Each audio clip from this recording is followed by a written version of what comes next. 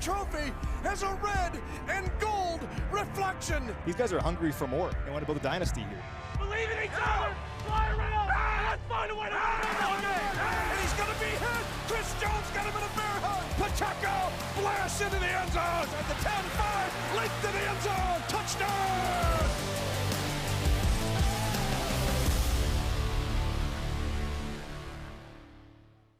The Chiefs dropped a tough one last week against Philadelphia. But the beauty of football is that it's a new week and a new opportunity to get going here today. And who better to do it against than one of our oldest rivals? We are 2 hours from kickoff. You've waited all week for this very moment. It's finally here. It is time for football in Chiefs Kingdom. Let's do this. My name is Matt McMullen, joined by voice of the Chiefs, Mitch Holthus. This is Field Pass, presented by StorageMart. And Mitch, a bit of a bad taste in our mouth all week after that game on Monday Night Football. But what better time to get back on track than Raider Week? And you need to, because it's going to be a wild 7 weeks in the AFC. I'll just give everybody a spoiler alert on my open on the radio. It's going to be, it's like Clark Griswold and Christmas Vacation. All of the wires are kind of tied together, and you can't give away any more football games. The Chiefs are now out of the 1 seed. They got to take care of business and win today. Now, it gets lost in the result last week, and I get that, but the Chiefs' defense was outstanding once again. Think about what they did last week against Philadelphia, which was the number 3 scoring offense in the NFL entering that game. They hold the Eagles to only 283 yards, 3 for 11 on third down, and they forced 7 punts, a season high for the Eagles. Once again, I get it. They lost. Doesn't matter in a vacuum, but this defense is special. And we had gone through all of the stats of the Eagles prior to that point, the fact they were number 1 in the NFL. They were the most efficient team in offensive possessions, and to hold them to 5 completions in the first half and have 5 sacks and then get them on a 3-and-out to start the third quarter. If the Chiefs end up winning that game, that would have been the story of the entire week, is how the Chiefs dominated the Eagles. But now they need to try to be that way today against the Raiders. Yeah, this defense just awesome all year long. They remain the only defense in the NFL to hold the opposition under 25 total points in every single game this season. They've also allowed the fewest offensive points in the NFL, only 155 offensive points allowed. And really what we've seen is a defense at all 3 levels working in concert. Right, and the pass rush gets a lot of credit, and for good reason. They have the 4th most sacks in the NFL, but this secondary has been incredible all year long. I think L'Jarius Sneed and Trent McDuffie could be the best cornerback duo in the NFL. Especially when you look at how complete they are. We think of corners as just pass cover guys. These guys have been outstanding against the run. They're 2 of the top 5 tacklers on our entire team as corners. Then as blitzers, they're fantastic. They blitz much like a pass rusher goes after the quarterback. A lot of DBs go in, it looks like a puppy trying to get potty trained. These guys come in like a speed rusher. Their target point, the speed in which they do it, and the efficiency in which they do it is outstanding. So these guys are the whole package for cornerbacks, and I would agree with you. I think they're the 2 best in the league when you consider how all-encompassing they are and the way they affect a game. Well, Trent McDuffie had like a defensive end stat line last week. He had 4 pressures, 2 sacks, a forced fumble, pass defense, just amazing stuff from Trent. And he's on the cusp of an NFL record. If he gets 2 more sacks, he will tie Dalen McCutcheon as the most sacks by a corner in his first 2 years in the league. He could have that today. It's going to happen. It's going to happen. I believe it. Now, in terms of their coverage, they're also very good. Look at Trent last week. 22 coverage snaps played. Targeted just 1 time. Quarterbacks just don't throw at him. And look at L'Jarius Sneed last week. A.J. Brown entered Monday Night Football with the 2nd most receiving yards in the NFL, over 1,000. L.J. Sneed was on Brown for most of the game. Brown has 1 catch for 8 yards. So they've just been so good all year long. And they've covered a lot of number 1 receivers really well all year long, and we'll see another one here today in Davante Adams. I don't think it's been really documented. They have played, this Chiefs defense, the number 1, the 2, the 4, and the 5 top receivers in the National Football League in the first 10 weeks of the season. And that doesn't count Justin Jefferson. I mean, to hold A.J. Brown to 1 catch for 8 yards, he could have 2,000 yards receiving this year. And they did the same thing to Tyreek Hill the week before, and you're right, they got to do it again today. And Adams, very good player, as we all know. 64 catches for 741 yards, 4 touchdowns this year. His 111 targets ranked second in the NFL. And since rookie quarterback Aiden O'Connell took over for the Raiders back in Week 9, Adams has 21 more targets than the next closest player. Good strategy for a rookie. Fine Davante Adams. So I expect Adams to have a lot of targets once again here today. I want to ask you about O'Connell. I mentioned he became their starter back in Week 9. What do you think about Aiden O'Connell? He's a really interesting study. He grew up kind of the North Burbs or up on the Wisconsin border. Nobody offered him but a Division II school, Davenport. So he's going to go to Wheaton College. Andy Studebaker, baby. The Wheaton Thunder, Division III, no scholarship. And at the last second, Purdue offers him a preferred walk-on. He goes to Purdue, works his way up the line at Purdue, and now he's here starting this game. I think he's got a really good future, especially with Antonio Pierce as the head coach, because there's enough guys around him, because you talk about Davante Adams, but Jacoby Myers, remember the old New England receiver, is good. And then Tucker, the rookie out of Cincinnati, who's going up against his old bud today in Brian Cook.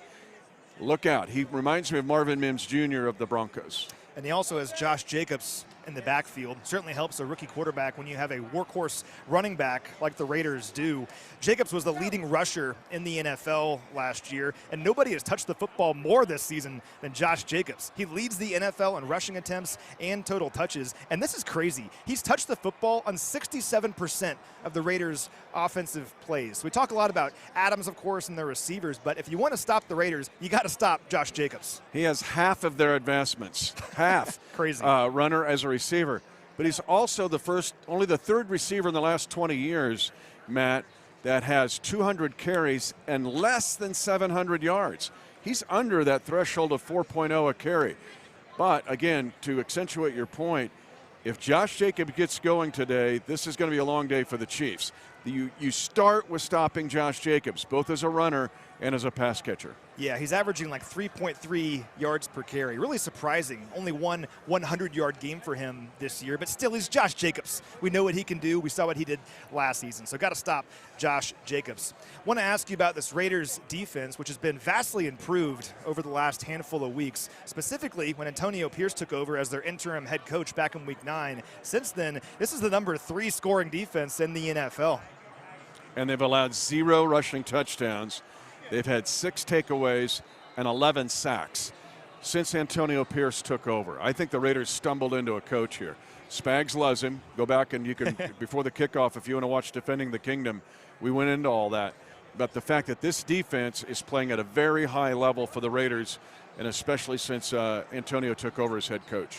And it really all begins with Max Crosby, of course, their great edge rusher, maybe the defensive player of the year in the NFL this season. 10.5 sacks for him, that's 5th in the NFL. 63 pressures, most in the NFL. Now, Crosby is listed as doubtful for this game. We joked around about it on Friday, like we'll believe that when we see it, that he's not going to play. He's never missed a game in his career. He's on the injury report with a knee injury, didn't practice all week. There were some reports out there yesterday that he was going to try and give it a go. I was watching his practice session earlier. He looked pretty good. So even though he's doubtful, would not be surprised if we saw Max Crosby in this game. Yeah, it kind of feels like some corporate sabotage here.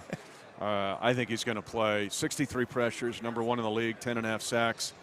Honestly, I think he and TJ Watt right now are set apart. We can get arguments all day about the guys in the league that are edge players, but TJ Watt and Max Crosby, to me, are not just pass rushers. They'll play the edge, they play the run.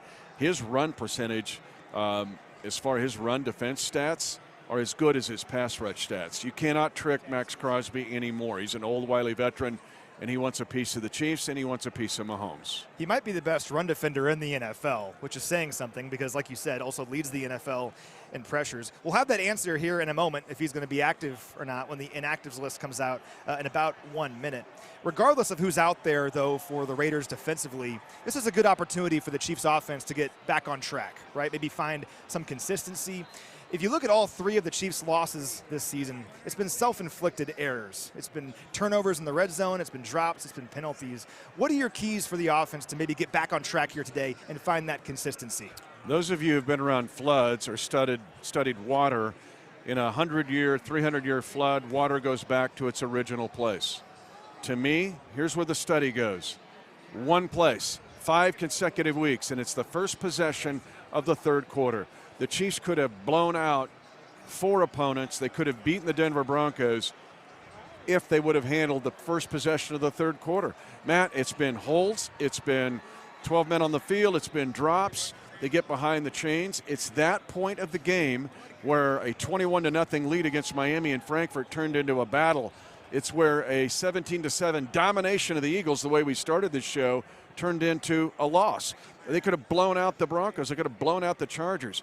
The first possession of the third quarter to me is like the first possession of the game and the last possession of the game, because what I've been able to study and see where the issue is for this Chiefs offense. It's been right there. Right there. Just got to finish, and hopefully they can finish here today. We just got the inactives. Before I go over those, it is discount promo code time. So the code this week is how about those savings? How about those savings? If you say that at checkout at the Pro Shop, you're going to get 10% off your purchase. Now, as always, there are some rules around this. The offer is not valid on game day or the day before. It cannot be stacked with other discounts. It's in-store only. Unfortunately, it does not work online. Only the Pro Shop at GEHA Field at Arrowhead Stadium. It excludes memorabilia, Oakleys, Ray-Bans, and sale items, but all the stuff you see us wearing on our shows, all fair game. Once again, the promo code this week, how about those savings? You might have noticed we're wearing Travis's new True Colors gear today. Well, you're a male model. I'm not. That's not true. But, here we are. Now, these things, I believe, mostly already sold out online, but the Pro Shop still has some. So if you want your True Colors gear, check out the Pro Shop at GEHA Field at Arrowhead Stadium. All right, Mitch, let's take a look at the I love Allegiant inactives. Stadium and the fans that show up. There's a dude right over here that's got an Astros cap and an Astros shirt on. Like, where you at, dude? I love it. Astros, yeah, Astros. All right, for the Chiefs, not going to play here today. Guys we already knew about. Jerick McKinnon not going to play here with that groin injury. He was limited in practice all week. Hopefully Jerick is back next week. McCole Hardman was placed on injured reserve yesterday, of course, with that thumb injury. So hopefully McCole can get healthy. He'll be out a minimum of 4 games, though. Kadarius Toney was added to the injury report yesterday on Saturday with a hip and an ankle injury. He is out, so no Kadarius Toney here in this game. But some good news for the Chiefs. Richie James, who has not played in a game for the Chiefs since week 2, he's good to go, it appears. Excited to see what Richie James can do here today. You got a lot of catches that aren't playing today. When you look at Toney McKinnon, who's had 14 targets on third down, 11 third down catches, and not only a pass catcher, we've seen him convert third down and short. He's the best third down and short converter the Chiefs have, and protections. So somebody's going to have to step up. LaMichael Pirine, Clyde Edwards-Helaire, Isaiah Pacheco, especially on third down to help Patrick Mahomes against the Raiders. Now, looking at the Raiders, they had a whole bunch of guys, significant players on their injury report coming in. Looks like they're all going to play. Crosby's going to play. Yeah, Crosby is going to play. Shocked. So the first guy listed as doubtful this year in any NFL game that will play. I believe it's the first time since 2020.